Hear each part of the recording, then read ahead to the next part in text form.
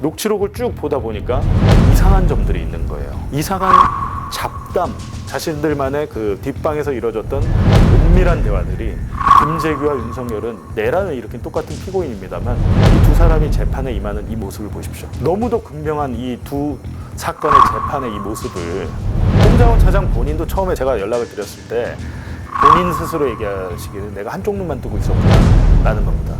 양쪽 눈을 뜨고 세상을 보니까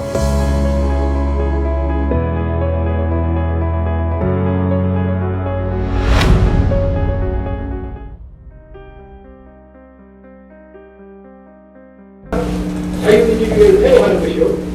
결코 저는 대통령이 되기 위해서 혁명을 하지 않았습니다. 범인 김재규를 구속 수사하도록 지시하여 합동수사본부에서 연행 계속 재상을 수사 중에 있다. 당시 김 전 부장 변호를 맡았던 안동일 변호사는 당시 군법회의는 재판이 아니라 개판이었다고 증언했습니다. 군판사 역할을 맡은 법무관은 경험조차 없었고 다른 방에서 대기하던 판사 검사들이 스피커로 생중계된 재판을 듣고 쪽지로 지도를 해줬다고도 했습니다. 수사부터 재판까지 모두 위법하게 진행됐다는 겁니다.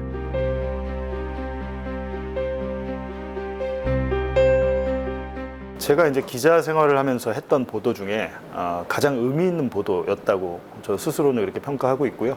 정말 생각지도 않게 김재규 11.6 사건에 대한 재심 결정을 법원에서 했거든요. 재심의 인용 확률이 1%가 안 됩니다. 정말로 기대하지도 않았는데 법원에서 일단 재심을 인용한 그 이유가 바로 5년 전에 제가 JTBC 탐사 프로였던 이규현의 스포트라이트에서 했던 보도 때문이었죠.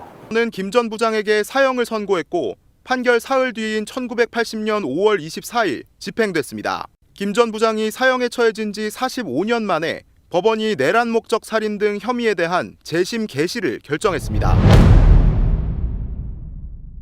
한 5년 전으로 거슬러 올라가 보면 제가 처음에 이제 11.6 사건을 탐사 프로에서 한번 다뤄봐야겠다라고 생각한 게 2018년쯤이었던 것 같습니다. 2018년쯤에 제가 인혁당 유족을 제가 만난 적이 있는데요. 근데 그 사건을 취재하다가 제가 그때 함세웅 신부님을 만납니다. 함세웅 신부님 일요일에 가정 미사를 하세요. 지금 이제 좀 연세가 있으셔서 성당에서 하지는 않으시지만 가정 미사에 참여하는 분 중에 한 명이 인혁당 유족 중에 한 명이었는데 가정 미사 하는 그 장면을 촬영을 하고 점심 식사를 하러 갔던 자리였어요. 근데 그 자리에서 함세웅 신부님께서 느닷없이 박흥주 대령 얘기를 저한테 하더라고요. 야, 봉 기자, 박흥주 대령 같은 사람 말이야. 여태까지 11.6 사건 하면은 김재규한테만 너무 집중이 돼 있었잖아.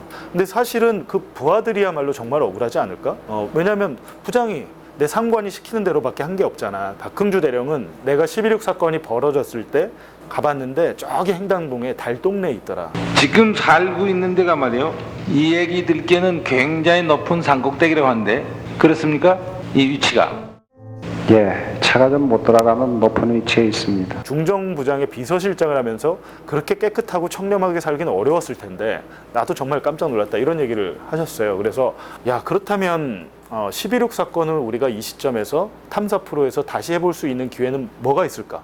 그런 생각이 드는 거예요. 그래갖고 계속 그 고민을 하다가 1994년경에 동아일보 출판사에서 김재규 재판 증언 녹취록이란 2권짜리 책이 나왔던 거예요. 근데 이 책이 이상하게도 잠깐 나왔다가 사라졌습니다. 이제 제가 든 생각은, 야, 그렇다면 만약에 이 책이 허위 조작 정보가 아니라면 재판을 녹음한 테이프가 존재한다는 거네. 그 생각이 들잖아요. 그래서 이제 제가 그 책을 썼던 당시의 동아일보 기자를 찾아갑니다. 당시에 이제 이분이 방송통신위원회 부위원장까지 했던 김재홍 위원이었고 국회의원까지 역임을 했잖아요. 왜 이게 책이 당시에 나오자마자 이렇게 없어진 겁니까 했더니 여러 가지 사정으로 YS 정부임에도 불구하고 군부의 청탁과 압력을 받고 출간이 정지됐다. 그러면 제가 이제 제안을 한 거죠. 이 테이프를 주시면 테이프의 모든 내용을 저희가 녹취록으로 풀어서 다시 한번 이 사건을 조명해보고 싶다. 그 설득에도 한 6개월 이상 걸렸던 것 같습니다. 예, 설득을 해서 그 테이프를 어렵게 받아내서 방송을 했는데 이제 중요한 건 여기서부터죠. 처음에는 거의 그러니까 테이프를 받으면 그 안에 내용 정도로 방송을 할 수 있겠거니 라고 생각을 했는데 저희가 이제 테이프를 검증하는 과정에서 옛날 카세트 테이프니까 이 테이프를 모두 파일링, 디지털 파일로 옮기는 데만 일주일이 넘게 걸렸습니다. 저희가 입수한 테이프의 총 분량이 시간으로 치면 128시간 정도였습니다. 그래서 128시간의 그 테이프 녹음 파일을 전부 다 문자로 변환을 했습니다. 녹취록을 쭉 보다 보니까 이상한 점들이 있는 거예요. 재판을 녹음했다면 당연히 그 재판에 참석한 사람들의 목소리만 있어야 되는데 이상한 잡담 같은 소리가 굉장히 많이 녹음이 돼 있었습니다. 제가 이제 이게 뭐냐라고 이제 쭉 거기에 대해서 이제 추적을 했던 과정이 저희가 스포트라이트에서 다뤘던 부분인데요. 당시 재판의 쟁점은 뭐였냐면 김재규와 이제 이 피고인 측에서는 그리고 김재규를 변호했던 뭐 강신옥 변호사나 안동일 변호사님 이 변호인 측에서는 재판을 공정하게 하지 않고 있다. 이 재판정 뒤에 있는 뒷방에서 수시로 쪽지가 날라오고 재판을 조정하고 있는 검은 세력이 있다. 그 검은 세력은 아마 보안사겠죠. 근데 여태까지는 그 쪽지 재판, 소위 말하는 이 쪽지 재판에 대한 증거가 없었습니다. 피고인들과 피고인 변호인들의 주장만 있었어요. 그래서 김재규의 3심 대법원 판결문을 보면 사형을 확정하면서 피고인들이 주장하는 쪽지 재판에 대한 증거는 어디에서도 찾아볼 수 없다 이렇게 되어 있습니다. 근데 다름 아닌 제가 입수한 그 군사재판 녹음 테이프에 그 뒷방에서 쪽지를 날렸던 보안사와 합수부 관계자들의 목소리가 테이프 안에 그대로 들어가 있었던 거예요. 행정제이처부가 차실장이 자주 김 부장의 의사를 묻지 않고 2, 3... 또 끊어졌어. 그 마이크 접촉 불량인 거 접촉.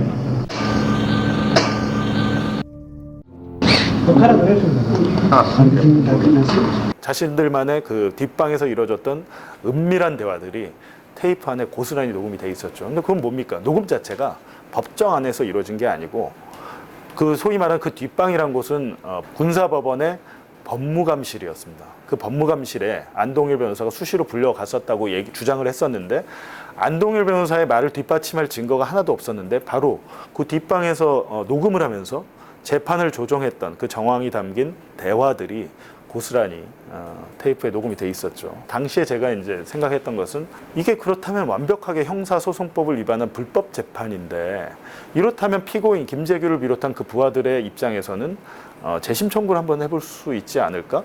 이런 생각이 드는 거예요. 그래서 제가 김재규의 유족을 찾기 시작했습니다. 형제 자매가 재심을 청구할 수 있다는 얘기를 듣고 그 형제 자매들을 찾아서 김재규의 둘째 동생, 여동생을 제가 찾아냅니다. 할 데도 없고 형제간의 고통이라는 거는 정말 당해보지 않은 사람들은 모르지요. 마지막 면회 오라고 손끝에다가 이렇게 밴데이지도 감아놓고 전기고문 때문에 상한 게 아닌가 하는 마음에 많이 울었죠. 이 오빠를 안고. 제가 직접 찾아가 만나서 제가 이런 테이프를 구했는데 여기에 보니까 이 재판 판결을 다시 한번 받아볼 수 있는 증거, 물증이 여기에 있습니다 라고 설득을 해서 김재규의 여동생 분께서 재심 청구서에 사인을 하신 거죠.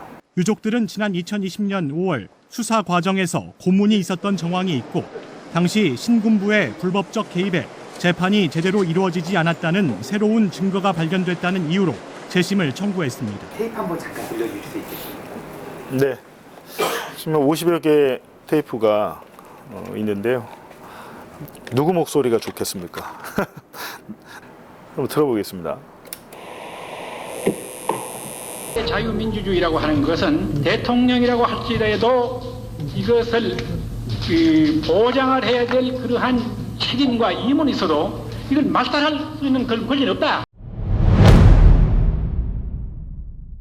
가장 충격적인 것은 이미 법정에서 당시에 이제 보안사 수사관들이 김재규와 그 부하들에 대해서 엄청난 고문과 가혹행위가 있었다는 증언이 있더라고요. 엄청난 고문과 가혹행위 끝에 보안사 수사관이 요구한 대로 진술할 수밖에 없었다라는 그 부하들의 증언이 나옵니다. 가장 충격적이었던 또 이런 거였죠. 내가 반역을 일으켜서 죽을 위기에 처하면 살고 싶잖아요. 근데 이 부하들은 되게 특이한 게 대부분 뭐 해병대 출신이고 중정 요원들입니다만 일종의 궁정동 안가의 경비원들이거든요. 단 한 번도 자기 자신이 살겠다고 비굴한 얘기를 하지 않더라고요. 끝까지 그날 현장에서 있었던 일을 덤덤하게 진술하면서 그리고 당시에 보안사에서 이들에게 어떻게 고문을 하고 가혹행위를 했는지 어떤 진술 조작을 요구했는지가 정확하게 여기 다 담겨 있어요. 정기 고문까지 당했어요. 연애할 때 나오고 얘기하는 게 있다. 혀를 깨물고 죽으려고 그러거든요. 심하게 고문하고 해가지고 어쩔 수 없이 내가 해줬다. 이런 진술했다. 근데 당시에 근데 그 공판 조서에는 그런 게 안 담겼죠? 안 당겼지. 예. 그렇다면 이 테이프 내용 법정에서 증인이 말한 대로 그대로 조서에 담겨 있어야 되고 그 조서를 토대로 판사는 판결을 하는 겁니다. 지금도 마찬가지예요. 법정에 나온 증인의 말이 가장 강력한 증거가 되는 건데 그렇다면 이 사람들이 김재규와 그 부하들이 얘기했던 게 공판 소위 말하는 공판 증인 조서 공판 조서에 제대로 담겨 있을까 그게 궁금한 거예요. 근데 마침 다행이었던 게 당시에 이 사건 현장에 있었던 김계원 비서실장 박정희의 비서실장이었던 김계원의 유족들이 자기 아버지에 대한 재심 청구를 이미 해놨던 상황이었어요. 재심 청구 변호인이 누군가 봤더니 제가 아는 분인 거예요. 그게 당시에 이제 민변 소속이셨던 이상희 변호사님이 김계원 비서실장의 재심 청구를 맡아서 하고 계셨는데 제가 이상희 변호사를 만났더니 11.6 사건 수사 기록을 갖고 계시더라고요. 그리고 이 당시에 재판에 대한 증거 기록이 또 있습니다. 당시에 수사 기록과 증거 기록이 이상희 변호사님이 이미 확보를 해놓으신 상황이어서 제가 얘기를 했죠. 제가 이런 공판 전 과정이 담긴 녹음 테이프를 입수했는데 이대로 공판 조서에 쓰여 있는지 한번 비교해 보고 싶습니다. 라고 했어요. 이상희 변호사님이 당시 이제 증거 기록들을 저한테 주셔서 그렇다면 김재규와 그 부하들이 얘기할 때마다 그게 공판 조서에 그대로 있어야 되거든요. 그래갖고 저희가 그걸 정밀하게 교차 분석, 비교 분석을 해봤더니 거의 공판 조서를 조작을 해놨습니다. 신군부에게 불리한, 피고인들에게 유리한 그런 증언은 다 빼고 어떤 부분은 그냥 누락 삭제 이거는 아주 기본이고 어떤 부분은 말한 것과 정반대로 적어놓은 지점도 있었던 걸로 기억을 해요. 왜냐하면 당시에 변호인들은 계속 쪽지 재판 얘기를 하거든요. 지금도 쪽지가 보내지 않냐. 누가 이 재판을 지금 조정하고 있는 거 아니야. 의혹 제기를 계속 하는데 그 김재규의 대법원 3심 판결문에는 쪽지 재판을 입증할 증거가 하나도 없다라고 돼 있어요. 판결문에. 그렇다면 이 판결의 선고 결과 사형, 내란 목적 살인에 대한 이 사형은 선고의 정당성을 완벽하게 잃어버리게 되는 거거든요. 우리 대한민국의 자유민주주의가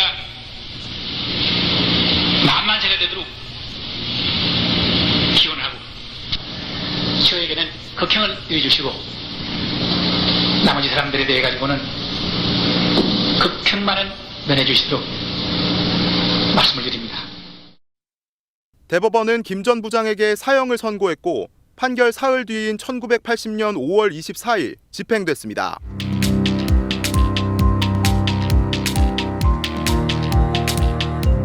현직 대통령이 친위 쿠데타를 일으켰다는 점, 자신의 영구집권을 위한 것밖에 해석이 안 되잖아요. 그런 목적이 있는데 오히려 이제 김재규 중앙정보부장 같은 경우는 박정희의 영구집권을 끊어내기 위해서 했다라고 이제 주장을 법정에서 하고 있잖아요. 김재규가 내란 목적이었으면 김재규가 집권을 하거나 집권을 할 뻔하거나 하는 이런 과정이 있었어야 되는데 그런 과정은 전혀 없었죠. 근데 김재규는 내란 목적 살인의 주범으로 사형 판결을 당했는데 지금 마찬가지로 똑같은 내란 사건입니다. 똑같은 내란 사건인데 윤석열이 지금 특검 수사나 재판에 임하는 자세를 보십시오. 김재규는 사형 판결을 당할 것을 알면서도 끝까지 자신의 왜 방아쇠를 당길 수밖에 없었는지, 왜 거사를 치를 수밖에 없었는지를 재판에서 시종일관 구체적으로 증언을 하고 있잖아요.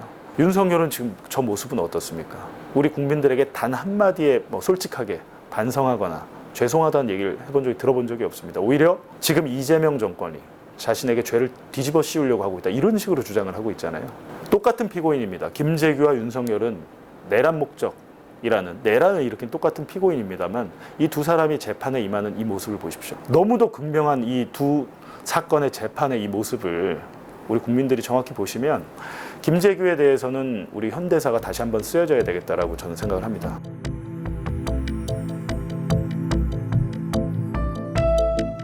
12.3 내란 초기에 국가정보원 1차장이 갑자기 그만두게 되고 그 이후에 그분 홍장원 차장이 했던 여러 가지 증언, 사실은 이런 일이다, 이게 사건의 실체라고 밝히는 것도 굉장히 어려웠을 것 같아요. 위원장님 집에 가셔서 편안하게 가족들하고 저녁 식사하고 TV 보시는데 방첩사 수사관과 국정원 조사관들이 뛰어들어서 수갑 채워서 벙커에 갖다 놓았다. 대한민국이 그러면 안 되는 거 아닙니까? 그런 게 매일매일 일어나는 나라가 하나 있습니다. 어디? 평양. 그런 일을 매일매일 하는 기관 어디? 북한 보위부. 이상입니다. 그리고 나중에 이분이 뭐 국회 나와서 증언하신 거 보면 본인은 윤석열 대통령 원래 좋아했다. 저 대통령 좋아했습니다. 시키는 거 다 하고 싶었습니다. 근데 그 명단을 보니까 그거는 안 되겠더라고요. 해달라는 거 다 해주고 싶었는데 이건 정말 아니라는 생각을 했다는 거잖아요. 근데 그 부분에서 저는 많은 분들이 좀 공감을 했을 것 같아요. 이거는 보수와 진보의 문제가 아니다라는 거죠. 홍장원 차장 본인도 처음에 저한테 제가 연락을 드렸을 때 자기는 뉴스타파를 별로 신뢰하지 않는다고 그러더라고요. 왜? 진보 매체다. 아버지 때부터 집안 대대로 조선일보만 봐왔던 집안인데 본인 스스로 얘기하시기를 내가 한쪽 눈만 뜨고 있었구나 라는 겁니다. 양쪽 눈을 뜨고 세상을 보니까 여태까지 잘못 오해하고 잘못 알았던 게 많았구나 라고 하면서 조선일보 끊으신 것 같습니다. 보니까 검찰도 사실은 그래서 제가 이 내란의 부역자들이라는 게 그 초기 단계를 잘 면밀하게 살펴보면 비상계엄 해제 국회에서 의결을 했지만 2차 내란, 3차 내란 시도는 계속 있었던 때거든요. 생각해보면 검찰이 그 2차 내란에 협조했을 가능성이 너무 높은 거죠. 제가 볼 때 홍장원을 잡아 가두려고 했던 시도로서 볼 때는 그런데 그런 측면에서 본인이 이제 여러 가지 불이익을 감수하고 나와서 무엇보다 뭡니까? 국회의원들과 주요 요인들에 대한 체포를 직접 받았다는 증언을 하고 그걸 메모로 남겨놓고 여러 가지 결정적인 증거를 제공한 건 홍장원 차장인 게 사실이죠. 본인의 지위도 있기 때문에 본인이 그렇게 직접 적극적으로 나서지 않았다면 초반에 윤석열 파면 결정을 할 때 헌법재판관들이 굉장히 힘들었을 겁니다.